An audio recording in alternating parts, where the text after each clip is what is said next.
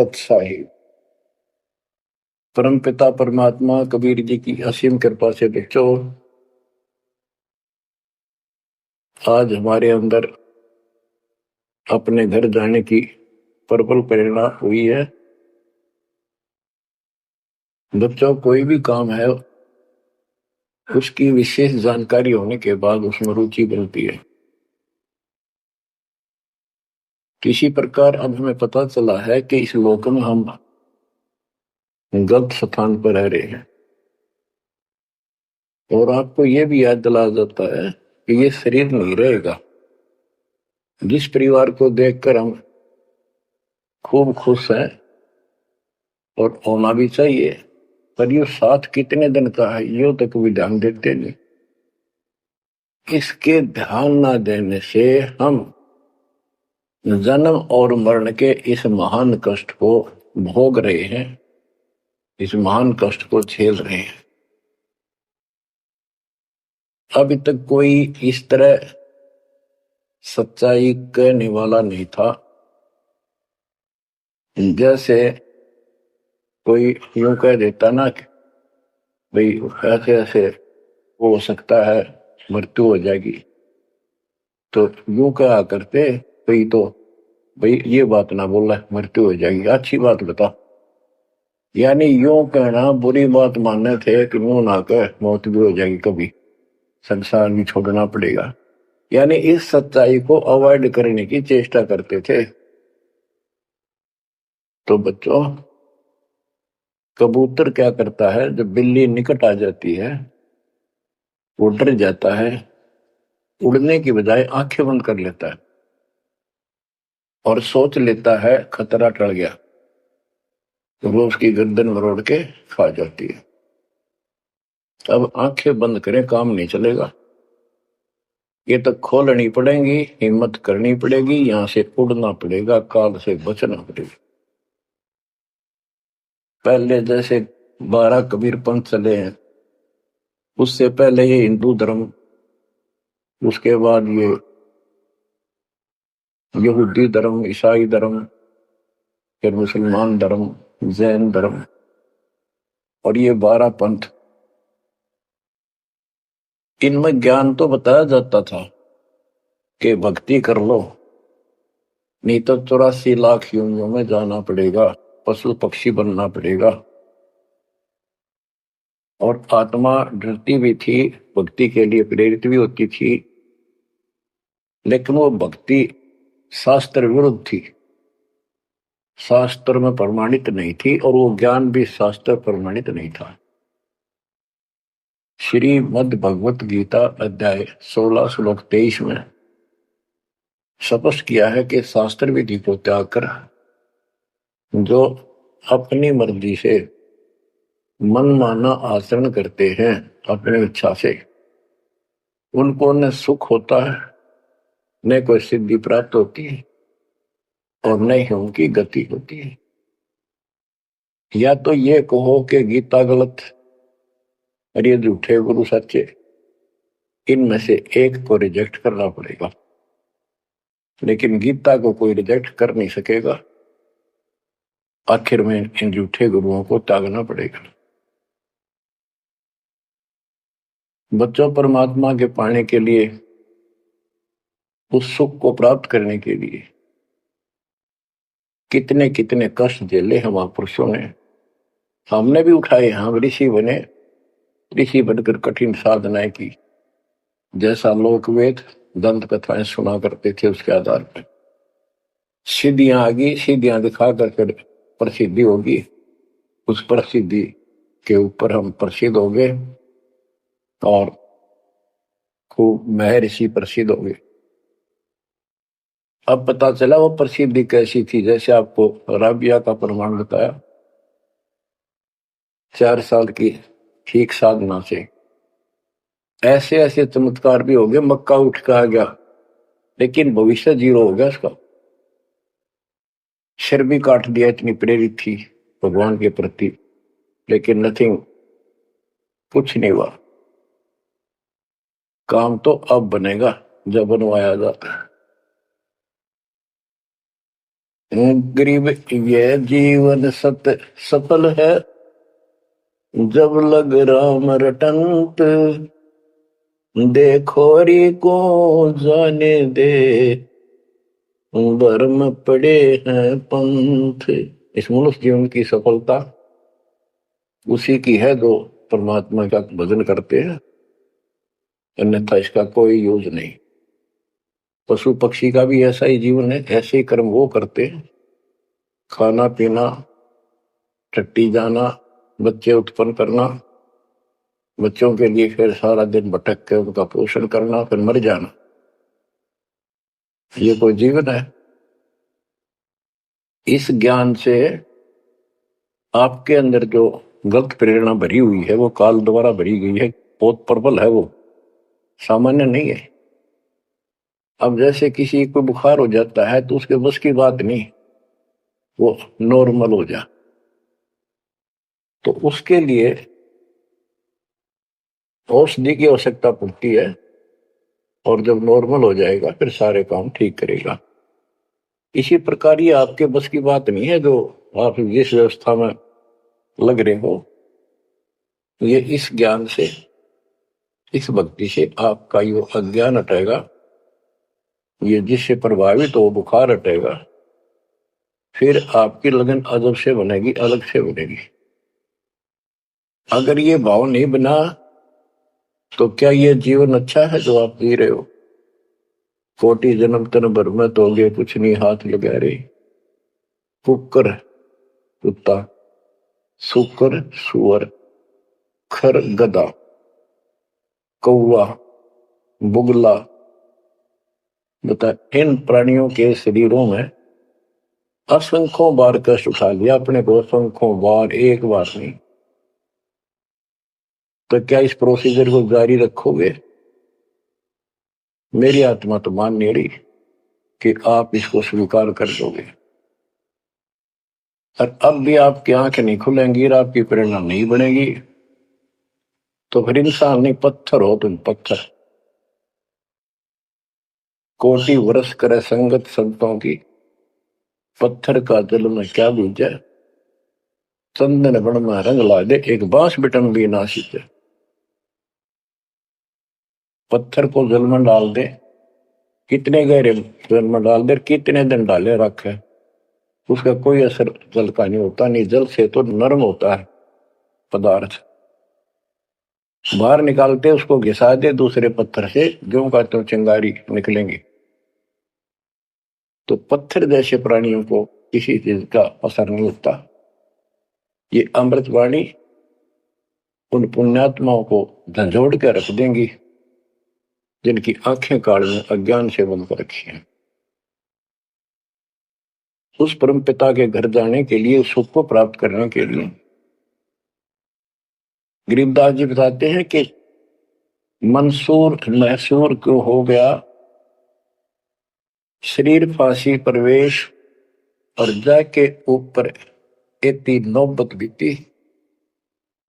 कैसा है वो देश?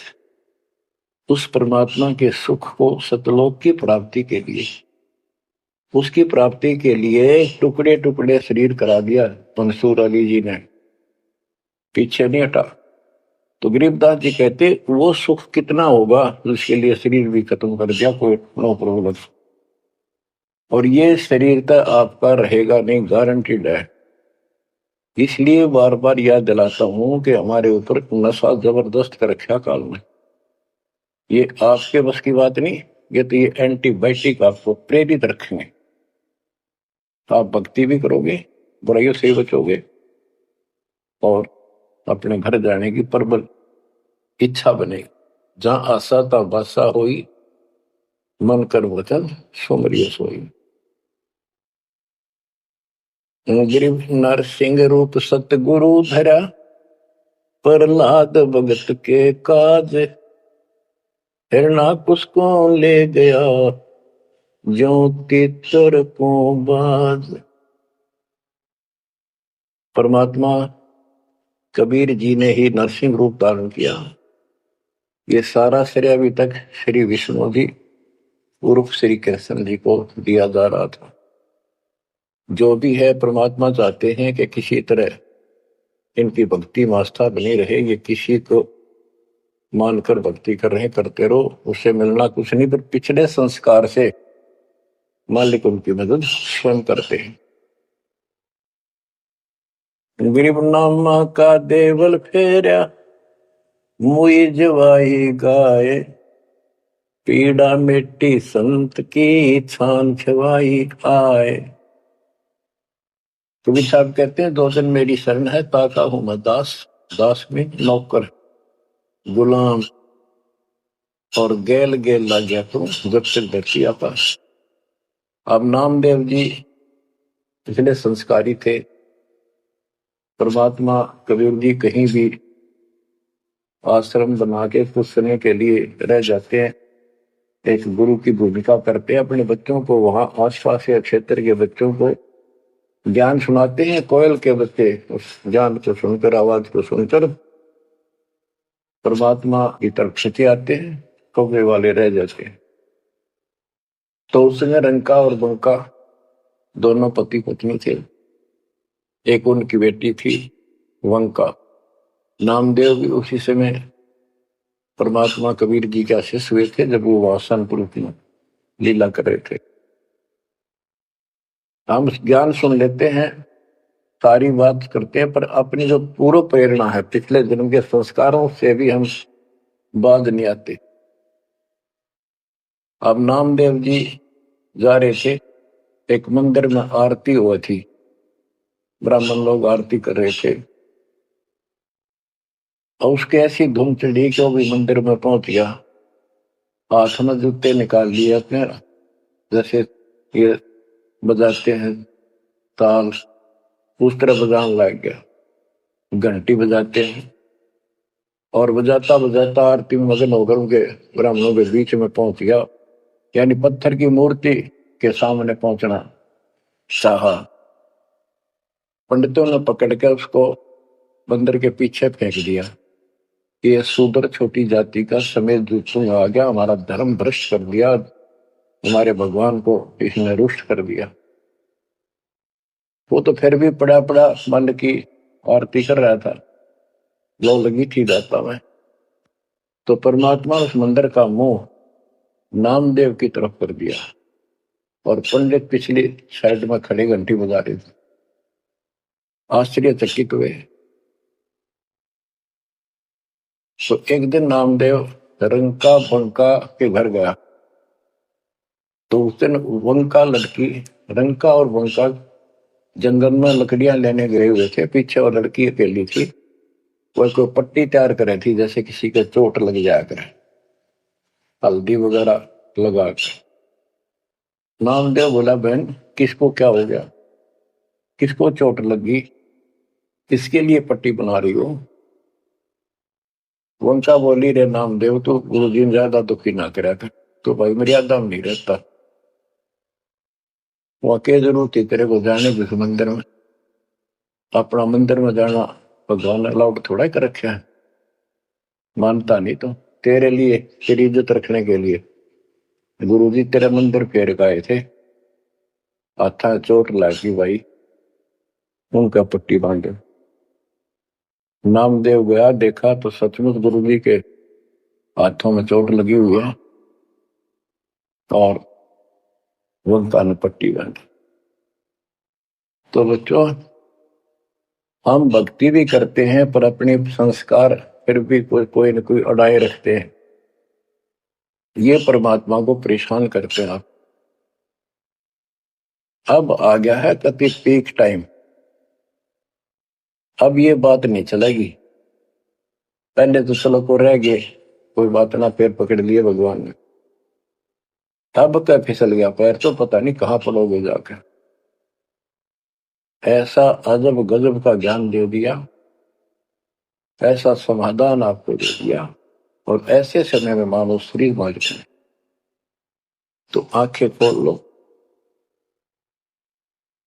गरीब नामा का देवल फेरा मुई जवाई गाए, पीड़ा मिट्टी संत की छान छवाई आए। अब जिसमें नामदेव जी ने मंदिर घुमा दिया, घुमाया तो मालिक ने था, लेकिन मालिक अपने नाम नहीं लेते। करा करावे साइया मन में लहर उठा, दादू सदर जीव के आ बगल हो गया। उनकी महिमा ज्यादा होगी, मुसलमान धर्म के लोगों को दिक्कत हुई। उन्होंने राजा को कहा कि ऐसे ऐसे काफिर है, वो दुनिया को गुमराह करता है कि मुर्दे जिंदे कर देता है, मंदिर घुमा दिया, ऐसे कर दिया। राजा ने पकड़ के बुलाया और कहा ये गाय काट दी वहां पर, इसको जिंदा कर। जब जाने तो संत है, नहीं तो बात तेरी गर्दन यही काट दूंगा। कबीर साहब कहते हैं हम फिर वहां गए अपने बच्चे के लिए और उस गाय को जीवित किया। जैसे पुराने समय में सब छान झोपड़ी डाला करते थे, हट घास ग्रास की, और वो साल भर में कंडम हो जाती थी, तो बारिश आने से पहले उनको फिर से या तो नई डालते थे या कुछ रिपेयर किया करते थे।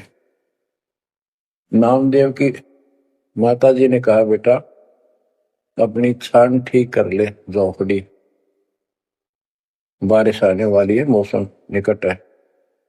वो कहने लगा ठीक है माता जी, जाता हूं मैं जंगल से सरकंडे काट के लाता हूं, घास फूस।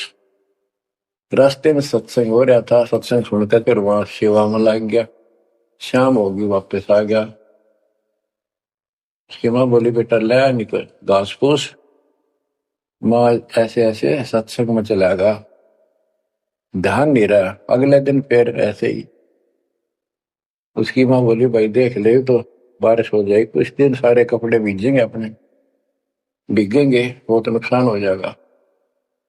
अगले दिन भी ऐसे हुआ। तीसरे दिन उसने सोचा आधा सत्संग सुन लो और फिर जाऊंगा। आधा सत्संग सुनकर चल पड़ा। सत्संग तो फिर पूरा ही सुनना पड़ा उसने, फिर सेवा सेवा ना करी, अपना काम के लिए चल पड़ा। जल्दी जल्दी घास फूस काटने लगा, पैर में कुहाड़ी लगी, दांती लगी और ज्यादा चोट लगी। पैर के पट्टी बांधी, अपना कपड़ा वही ले रखा तो पाड़ के चंदर। और उसी दिन परमात्मा ने नामदेव का रूप बनाया और खूब ये सरकंडे सिर पर धर के लाए, आके छान बना दी और डाल दी। नामदेव शाम को लंगड़ाता लंगड़ाता पहुंचा। माँ बोली के ला गया बेटा?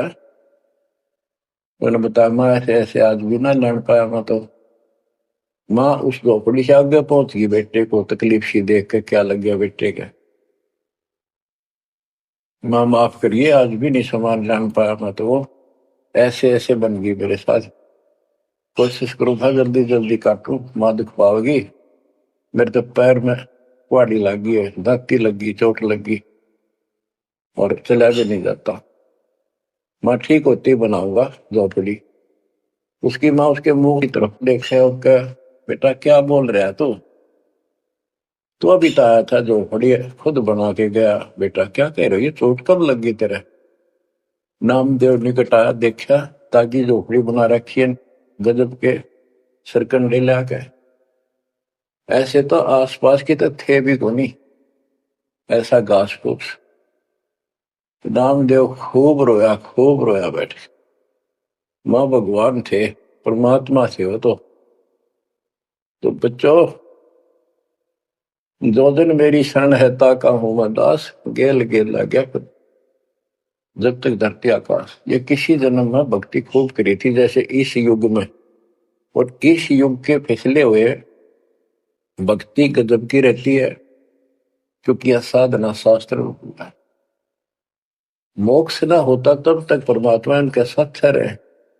इनसे चमत्कार भी होते रहते, नाम भी हो जाता, पर काम तो ना बना, मोक्ष तो ना हो।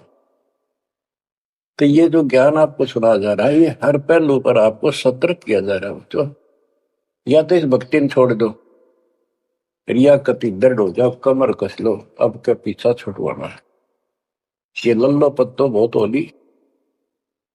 केवल हम सुख मांगते हैं, धन मांगते हैं, बेटा ना तो बेटा मांगते हैं और धन संपत्ति मांगते हैं। ये तो बिना मांगे दे देगा। जब दिल डट गया आपका, डर रहे तो कोई भी काम है दृढ़ता के साथ होता है। कबीर साहब कहते हैं, कबीर धीरे धीरे रे मना, धीरे सब कुछ हो, माली सींचे सौ गुणा, फिर तो है फलो। आज पौधा बोया है आम का, अगले दिन नहीं लगेंगे फल उसके, महीने 20 दिन भी नहीं लगेंगे,